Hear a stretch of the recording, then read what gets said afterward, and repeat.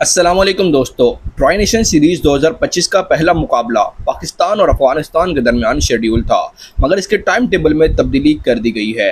अब सवाल ये है कि नया मैच कब खेला जाएगा, कितने बजे शुरू होगा और किस टीम के पास जीतने के ज़्यादा इम्कानात हैं। इन सब बातों की मुकम्मल तफसील आपको इसी वीडियो में मिलेगी। सबसे पहले नज़र डालते हैं पाकिस्तान की मुमकिना प्लेइंग 11 पर। नाजरीन, पाकिस्तान की टीम में शामिल होंगे साहिबजादा फरहान, साइम अयूब, फ़खर जमान, मोहम्मद हारिस, सलमान अली आगा, हसन नवाज़, मोहम्मद नवाज़, फ़हीम अशरफ, शाहीन शाह अफरीदी, हारिस रऊफ़ और सुफियान मुकीम।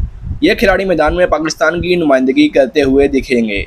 अगर इम्कानात की बात की जाए तो क्रिकेट के माहिरीन के मुताबिक पाकिस्तान के पास इस मैच के जीतने के तकरीबन 70% चांसेस हैं, जबकि अफगानिस्तान के जीतने के इम्कानात 30% तक हैं। यानी कागजी एतबार से पाकिस्तान मजबूत दिखाई दे रहा है, लेकिन क्रिकेट में कुछ भी किसी भी वक्त हो सकता है।